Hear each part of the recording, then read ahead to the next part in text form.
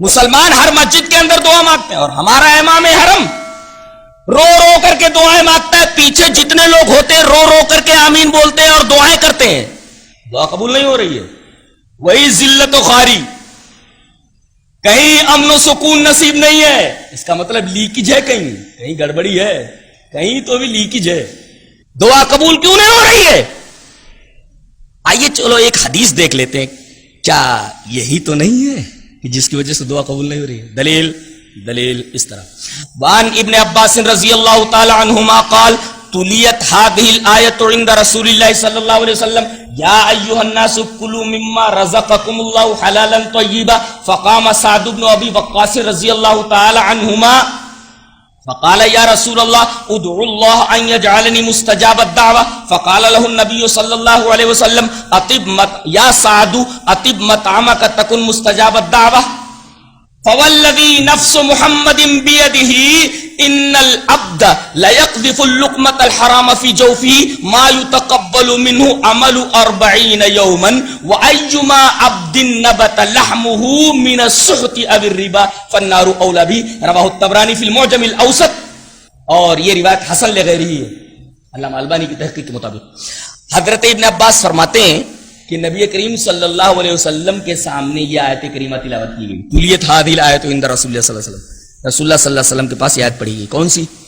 یا ایھا الناس کلوا مما فی الارض حلالا طیبا، اے لوگو اللہ نے جو تمہیں حلال روزی دی ہے، طیب روزی دی ہے، وہ کھاؤ۔ اتنے میں ایک صحابی ہیں حضرت سعد بن ابی وقاص، وہ کھڑے ہوئے، فقام اسٹینڈ اپ، اسٹوڈ اپ، کھڑے ہو گیا، اور اللہ کے رسول ایک ریکویسٹ ہے، ایک بات بولنی ہے، کیا بولو؟ کہا کہ ادعو اللہ ان یجعلنی مستجاب الدعوہ، آپ میرے لیے دعا فرما دے کہ میں مستجاب الدعوات ہو جاؤں۔ مستجاب الدعوات کا مطلب سمجھتے ہیں؟ میں جو دعا کروں اللہ قبول کر لے۔ پروین شاکر کا ایک شعر یاد آیا، بہت پیارا ہے، چراغ طاق تمنا میں رکھ کے بھول گئی، چراغ طاق تمنا میں رکھ کے بھول گئی، دعا وہ مانگ رہی تھی جو مستجاب نہ ہو، انہوں نے کہا کہ اللہ کے رسول دعا ایسی کر دیجئے کہ میں مستجاب الدعوات ہو جاؤں، میں جو دعا کروں مستجاب ہو جائے بارگاہ الہی میں، کوئی دعا بارگاہ الہی سے ریجیکٹڈ نہ ہو، قبول کر لی جائے۔ اس سے ایک مسئلہ معلوم ہوا، کیا؟ کسی سے کہہ سکتے ہیں آپ کہ میرے لیے یہ دعا کر دیجئے، اللہ سے میرے لیے یہ دعا کر دیجئے، لیکن اس آدمی کا زندہ رہنا ضروری ہے، اس آدمی کا بھائی وہ بات کو واضح کر دینا ضروری ہے نا، نہیں تو آدمی کچھ کا کچھ سمجھ لے۔ یہاں حضرت ابن عباس رضی اللہ تعالی عنہ کی جو یہ روایت ہے، سعد ابن ابی وقاص نبی سے کہہ رہے ہیں، اور نبی آپ کے سامنے ہے کہ اللہ کے رسول ادعو اللہ، اللہ سے آپ دعا کر دیجئے۔ اور دوسری بات یہ معلوم ہوئی کہ نبی کو بھی یہ اختیار نہیں ہے کہ کسی کو مستجاب الدعوات بنا دے۔ حضرت سعد بن ابی وقاص کہہ رہے آپ اللہ سے دعا کیجئے، یعنی صحابی کا عقیدہ یہ ہے کہ نبی مستجاب الدعوات نہیں بنا سکتا، اللہ ہی بنا سکتا ہے۔ تو دو مسئلے معلوم ہوئے، کسی مسلمان سے، کسی مومن سے کہا جا سکتا ہے میرے لیے دعا کر دیجئے، میری طبیعت ٹھیک نہیں ہے، میں ذرا پریشان حال ہوں، میرے لیے یہ پرابلم سے میرے یہ تکلیفیں ہیں، تو میرے لیے آپ اللہ سے دعا کرتے ہیں، ایسا کہہ سکتے ہیں آپ، کسی اچھے آدمی سے دعا کر دیجئے آپ میرے لیے۔ لیکن یہ عقیدہ ہو کہ مصیبتیں وہی دور کرتا ہے، وَإِن يَمْسَسْكَ اللَّهُ بِضُرٍّ فَلَا كَاشِفَ لَهُ إِلَّا هُوَ، یہ عقیدہ ہونا چاہیے۔ تو انہوں نے کہا کہ اللہ کے رسول ایک ریکویسٹ ہے، کہا بولو، کہا کہ ادعو اللہ ان یجعلنی مستجاب الدعوہ، آپ اللہ سے یہ دعا کر دیں میرے لیے کہ میں مستجاب الدعوات ہو جاؤں، جو دعا کروں قبول ہو جائے۔ اللہ کے رسول صلی اللہ علیہ وسلم نے فرمایا میں تو یہ نہیں کر سکتا، ایک نسخہ بتا رہا ہوں، تم نسخہ خود استعمال کر لو، مستجاب الدعوات ہو جاؤ گے۔ کہا کہ اللہ کے رسول ایسی بات ہے، جلدی سے بتائیے وہ نسخہ کون سا ہے؟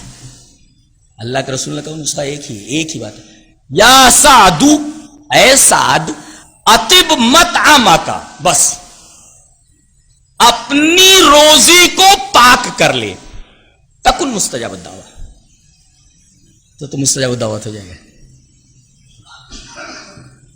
ایک ہی کام کرنا ہے، اگر ہر دعا اللہ سے قبول کروانی ہے اور آپ یہ چاہتے ہیں کہ میری کوئی دعا بارگاہ الہی سے ریجیکٹڈ نہ ہو، تو آپ کو ایک کام کرنا ہے مستجاب دعوت بننے کے لیے، اطب مطعمک، اپنی روزی کو پاک کر لو، مستجاب دعوت ہو جاؤ، تکن مستجاب دعوت۔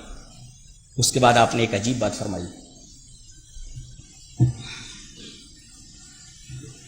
فوالذی نفس محمد بیدہ،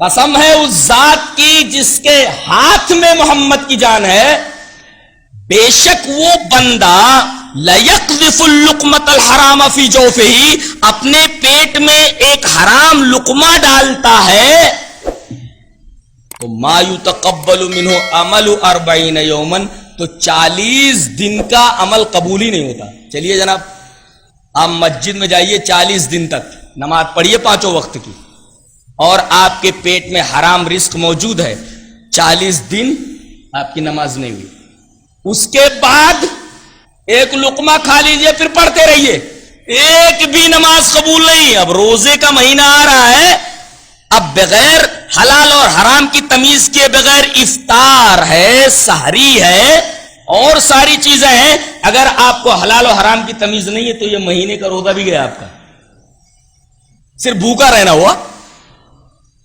آپ نے قسم کھا کر کے فرمایا والذی نفس محمد بیدی، قسم ہے اس ذات کی جس کے ہاتھ میں محمد کی جان ہے، ان العبد لیقذف اللقمۃ الحرام فی جوفہ، اپنے پیٹ میں لقمہ حرام ڈالتا ہے تو ما یتقبل منہ عمل 40 یوم، تو 40 دن کا عمل قبول نہیں ہوتا۔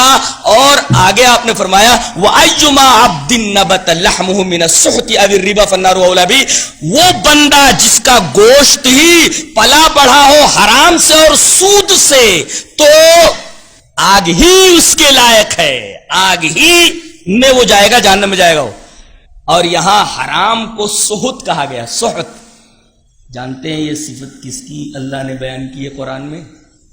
ایک ہے آکل، کھانے والا، اور ایک ہے اکال، بہت زیادہ کھانے والا، مبالغے کیسے گا، جیسے غافر بخشنے والا، غفار بہت زیادہ بخشنے والا، ایک ہے سامع سننے والا، ایک ہے سماع بہت زیادہ سننے والا۔ یہاں کہا گیا یہودیوں کے بارے میں سماعون للکذب اکالون للسحت، کتنی عجیب بات ہے کہ یہ جھوٹ کے سب سے زیادہ سننے والے اور سب سے زیادہ حرام کھانے والے ہیں۔ آج پوری دنیا کو انہوں نے سود کے خوفناک آکٹوپس کے ہاتھ میں دنیا کو دے دیا ہے۔ یہ دینے والے کون ہیں؟ یہ یہودی، پوری دنیا کو سود کی آگ میں انہوں نے جھونک دیا ہے، اور اس کے پیچھے یہی یہودی ذہنیت کار فرما ہے۔ پوری دنیا سود کے چنگل میں جکڑی ہوئی ہے، اور یہ بات 1400 سال پہلے نبی کریم صلی اللہ علیہ وسلم کو یہ آیت اتر رہی ہے، سماعون للکذب اکالون للسحت، جھوٹ کے بہت زیادہ سننے والے اور سود کے بہت زیادہ کھانے والے۔ بتائیے یہ آیت معجزہ نہیں تو اور کیا ہے؟ دنیا میں سب سے بڑے سود خور اگر ہیں تو وہ یہودی، اور پوری دنیا کو انہوں نے سود کی آگ میں جھونک رکھا ہے، پوری دنیا پریشان ہے۔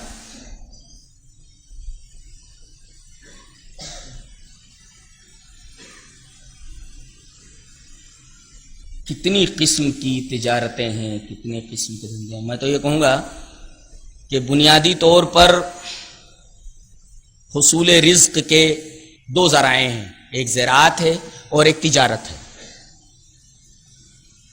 میں ابھی اپنے گاؤں سے آیا، میں نے دیکھا کہ وہ لوگ جو محنت کی اور پسینے کی کمائی کھایا کرتے تھے، کھیت میں دنوں رات کام کرتے تھے، وہ لوگ بھی سود کی لعنت میں گرفتار ہیں۔ وہ کیا کرتے ہیں؟ 5 بیگھہ کھیت یا 1 بیگھہ کھیت یا 5 ایکڑ کھیت کسی کو دے دیتے ہیں، یہ 5 ایکڑ کھیت آپ کے حوالے ہے، ہمیں 5 کنٹل، 1 کنٹل 100 کلو کا، 5 کنٹل ہمیں ہر فصل پر دے دینا، گیہوں کی فصل کے اوپر 5 کنٹل گیہوں دے دینا، دھان کی فصل پر 5 कुंतल धान दे देना। अब बताइए, ये सूद नहीं है?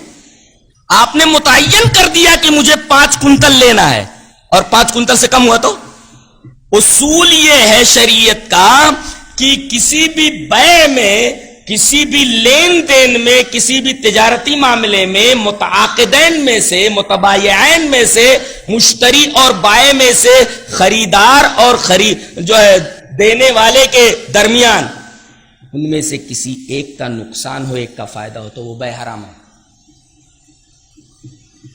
एक का फायदा, एक का नुकसान, हराम है।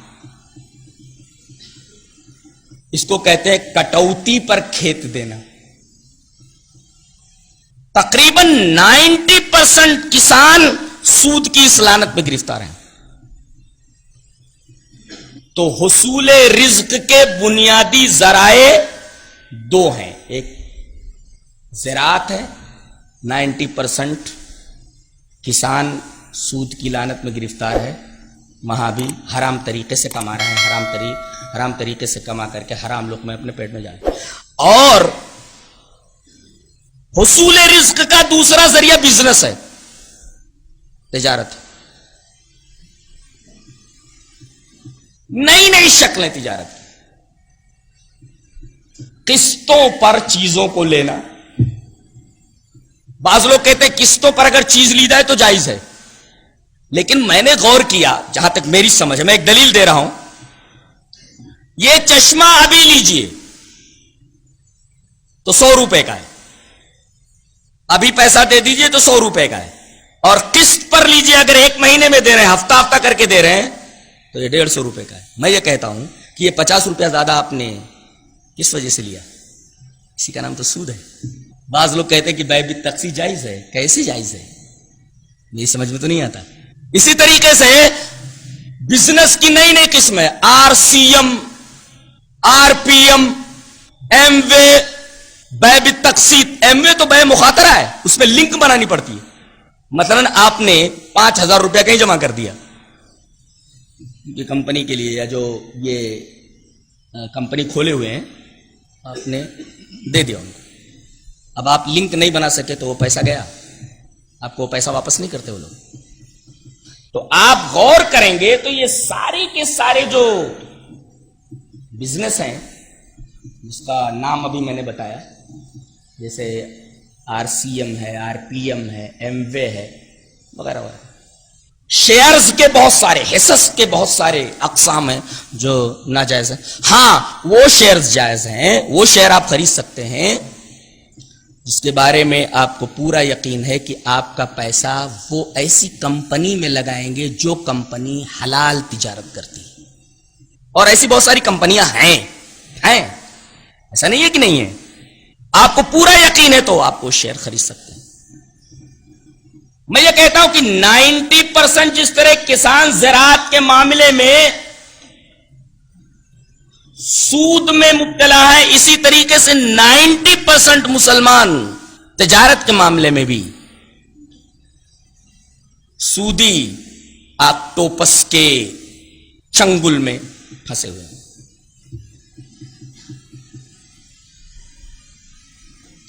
हमारी दुआएं कैसे कबूल होंगी? तो हमारे पेट में जाने वाला जो लुकमा है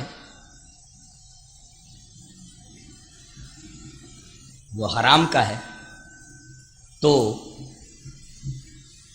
हमारी दुआ कैसे कबूल होगी? हमारी इबादतें कैसे कबूल होगी?